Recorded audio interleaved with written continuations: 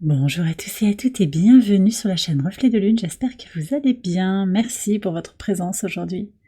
On se retrouve pour le tirage prédictif de la semaine du 4 au 10 novembre pour le signe des Gémeaux, Soleil, Ascendant ou Lune en Gémeaux. Alors on y va pour l'énergie de votre semaine. Pour démarrer, vous avez deux cartes qui sont venues. Vous avez la Charrue qui nous parle de productivité et le Soleil qui nous parle de rayonnement. Une belle semaine en perspective, hein, vous allez vous sentir en forme pour faire ce qu'il y a à faire. Alors c'est pas forcément dans le travail, pour certains oui, ça va être de s'activer, d'être productif dans sa vie, mais pour d'autres c'est simplement le fait d'avancer à son rythme, de faire grandir quelque chose, hein, de faire fructifier quelque chose en soi, et en particulier là au travers du soleil, c'est une conscience révélée, un bien-être accru. Avec Mars qui entre en Lion, vous êtes boosté, hein, vous êtes bien soutenu par ce transit qui se fait le lundi. Très très belle énergie en perspective pour vous cette semaine, les Gémeaux. Alors on va regarder également le message en lien avec la Lune, cette Lune qui forme un premier quartier en Verseau, dans un espace de libération. On va peut-être formuler, mettre au point une idée qui est nouvelle pour vous ou qui est un peu atypique, qui sort des sentiers battus. On va voir le message pour vous sur cette période. Vous avez le 2 de bâton. Alors j'ai le sentiment ici qu'il y a peut-être quelque chose à évaluer avant de se décider, et c'est peut-être nouveau. Jusqu'à présent vous seriez parti dans votre spontanéité, c'est ça que je reçois en fait. Je sens qu'il y a vraiment une idée de répondre aux situations plutôt que de réagir, alors qu'avant vous étiez peut-être davantage dans votre spontanéité, dans une espèce de... Oui, un côté direct, immédiat. Là, peut-être que vous allez apprendre aussi à temporiser. Alors, c'est pas dans toutes les situations, ça veut pas dire que vous perdez votre véritable nature et votre spontanéité, mais vous travaillez sur une dimension de votre rapport à l'autre. J'ai le sentiment que vous allez prendre le temps, avant de vous engager peut-être, avant de prendre une décision, de regarder un petit peu quelles sont vos options, de maturer le projet. Et c'est vrai qu'avec Jupiter dans votre signe, vous avez peut-être été dans une envie d'expansion, mais c'est vrai que la rétrogradation aussi aide à prendre du recul et à apaiser, à rester dans son équilibre, dans sa joie de vivre, et à peut-être aussi revoir un petit peu comment on se positionne par rapport aux autres. On va voir maintenant avec des messages quotidiens. Sur le lundi 4, quel est le message? Ok, 9 de coupe et l'enfant. Bon, c'est très beau quand même, hein. Vous avez, au-delà des limites là que je vous ai énoncées sur ce 2 de bâton, et puis vous prenez si ça vous parle, vous le savez. Vous démarrez la semaine avec une superbe énergie. C'est un vœu qui se réalise, un vœu d'enfance, peut-être un souhait, un rêve d'enfant, un souhait par rapport à votre enfant intérieur, un projet qui se manifeste, qui vous apporte de la complétude sur le plan émotionnel. Possiblement aussi pour certains, on est sur des guérisons. De toute façon, c'est vrai que Mars qui entre en Lion, par analogie, il vient en maison 5, ça va dépendre en réalité de votre thème de naissance, voir dans quelle maison de votre thème Mars entre, mais symboliquement ici de manière globale, en entrant dans le signe du Lion, il entre dans la maison qui a trait aux enfants et à votre enfant intérieur. Et là on voit bien que cette énergie est renouvelée pour aller se connecter à sa naïveté, à sa spontanéité, à ses rêves d'enfant vraiment. Et il y a quelque chose d'extrêmement positif aussi avec une lune opposée à Jupiter qui vient questionner tout ce qui vous éloigne de ces rêves d'enfant, de votre joie, de cet enfant caché un petit peu, hein, qui a été enfoui sous l'éducation, les expériences, les années qui ont passé. Très très beau. Sur le mardi 5, on a le 6 de denier et la maison. Alors je pense ici que ce que ça vient dire, alors on a la lune conjointe à Vénus, toujours en Sagittaire, très intéressant parce qu'on est vraiment sur cette idée de remplir sa propre coupe, de se redonner ce que les autres ne nous donnent pas, ou ce que l'on n'a pas eu à un moment de sa vie où on en avait besoin, on se le redonne, hein, ici dans la maison. Donc il y a vraiment déjà l'idée de prendre soin de soi, mais aussi je pense que sur les relations, vous nourrissez et vous attirez à vous, sur cette journée en particulier, des relations positives qui sont dans l'énergie du donner et du recevoir. C'est peut-être familial, c'est peut-être au travail, mais en tout cas on voit qu'il y a quelque chose qui est protégé par rapport à votre fort intérieur en fait.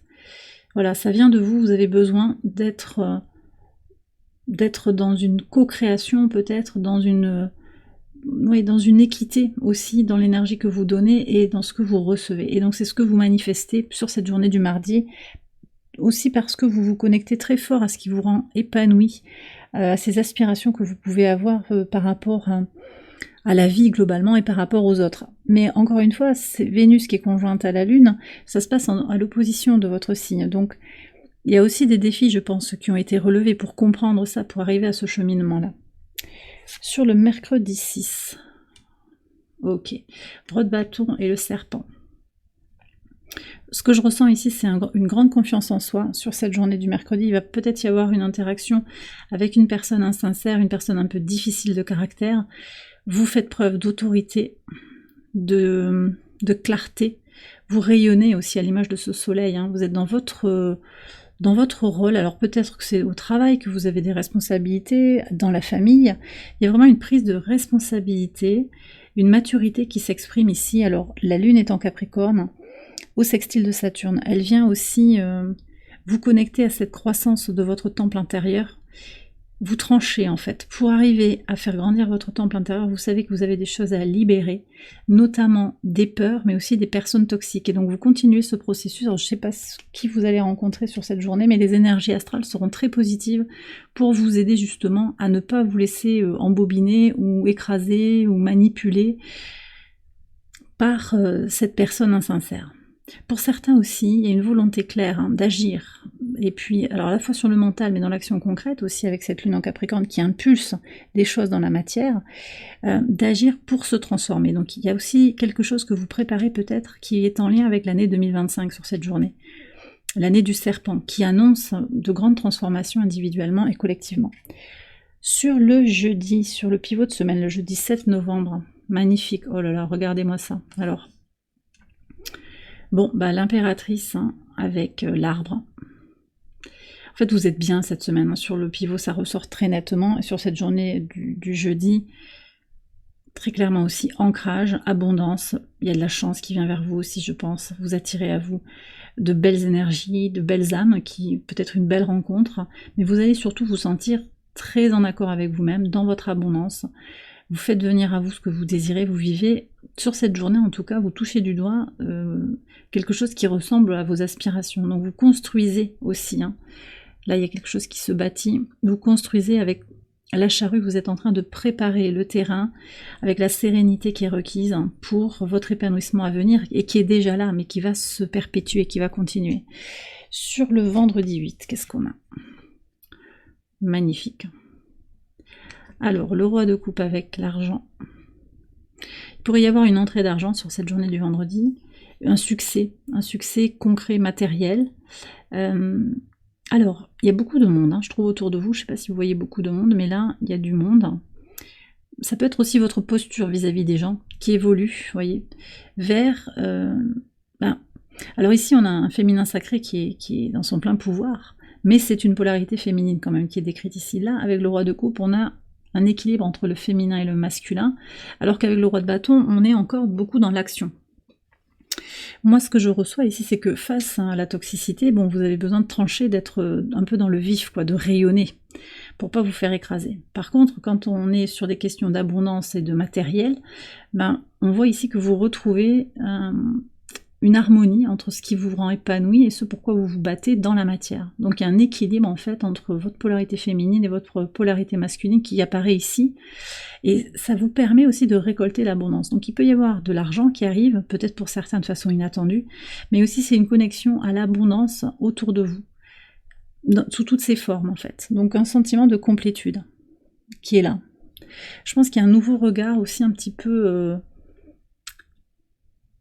atypique ou inhabituel par rapport, alors chez vous ou globalement, peut-être familialement aussi, par rapport à l'abondance.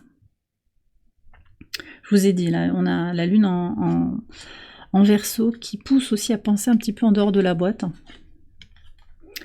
Alors, sur le premier quartier de lune en Verseau, le 7 d'épée et le jardin. Alors, j'ai le sentiment que vous allez avoir besoin de trouver une solution pour sortir d'un mauvais pas sur une communication officielle. Je ne sais pas ce que c'est. Peut-être c'est complètement public sur les réseaux sociaux. Alors ne vous inquiétez pas trop, hein. Mais peut-être quelqu'un vous propose aussi de vous inscrire sur un réseau social, vous n'en avez pas envie. En fait, je vois des stratégies d'évitement pour vous préserver, pour peut-être ne pas être trop visible, hein. Pour vivre heureux, vivons cachés. Donc il y a peut-être quelque chose comme ça où spontanément vous étiez sur les réseaux sociaux et puis ben, vous en retirez un petit peu, vous coupez les notifications, ça peut être quelque chose comme ça. Ou au contraire, hein, ben, vous vous lancez sur une nouvelle façon peut-être de vous connecter aux gens. C'est possible. Mais avec le 7 d'épée, on vous dit qu'il y a quand même quelque chose à évaluer. Et oui, je comprends mieux le 2 de bâton. Ne vous lancez pas tête baissée dans quelque chose avec une chose avec laquelle vous n'êtes pas complètement en accord. Je pense qu'il y a ça aussi. C'est les réseaux sociaux, mais c'est peut-être autre chose, hein. Vous me direz dans les commentaires. Et sur le dimanche, qu'est-ce que vous avez? Alors, le 2 d'épée avec la pyramide. Très très bien. Alors ici, on a une notion d'évolution, d'élévation qui apparaît, une compréhension supérieure en fait de quelque chose. La lune entre en poisson et elle vient à la conjonction de Saturne. Donc il y a une compréhension de ce temple intérieur qui grandit, mais il y a aussi cette idée de lâcher des choses, de trancher des situations sur le plan mental, sur le plan intellectuel, de se défaire peut-être d'une forme de un manque de clarté peut-être, ou d'une indécision.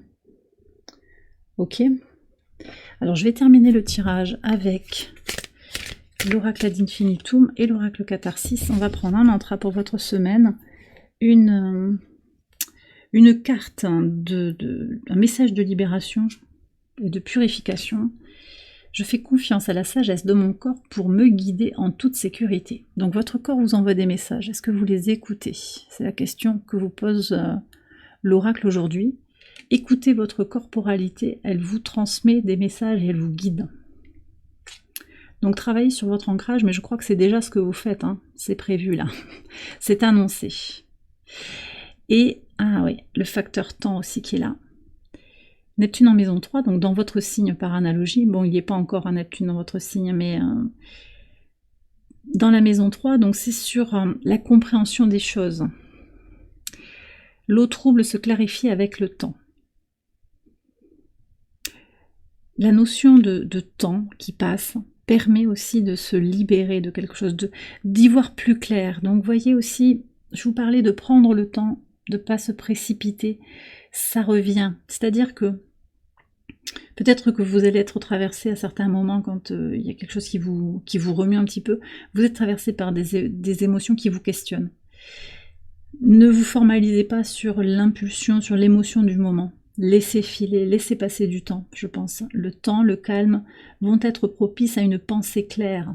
Donc libérez toute forme de précipitation, toute forme d'hésitation aussi. Laissez faire et aussi on a cette idée de tourner son attention vers quelque chose qui est plus aligné avec la vérité de son être, qui est déjà en soi. Avec Neptune, on a un retour spirituel à soi-même en fait qui est là. Donc il y a vraiment quelque chose de... Oui, d'un retour à une simplicité parce que tout est déjà là en soi. Donc c'est plus finalement de chercher les choses, les réponses en soi, que d'aller chercher des réponses sur pourquoi l'extérieur s'agite et ça m'agite intérieurement. Pourquoi l'extérieur s'agite, peu importe. Ça s'agite et ça me fait quoi? Vous voyez, c'est ça le truc. En tout cas, c'est les messages que je reçois pour vous sur cette semaine. Et bien voilà les Gémeaux, j'ai terminé votre tirage, j'espère qu'il vous a éclairé. Si c'est le cas, je vous invite à liker la vidéo et à vous abonner si vous ne l'avez pas encore fait. Vous pouvez également aller voir les autres vidéos de cette série pour votre ascendant ou pour votre lune. Je vous souhaite une excellente semaine, je vous embrasse bien fort et je vous dis à très bientôt pour les prochaines vidéos. Bye bye.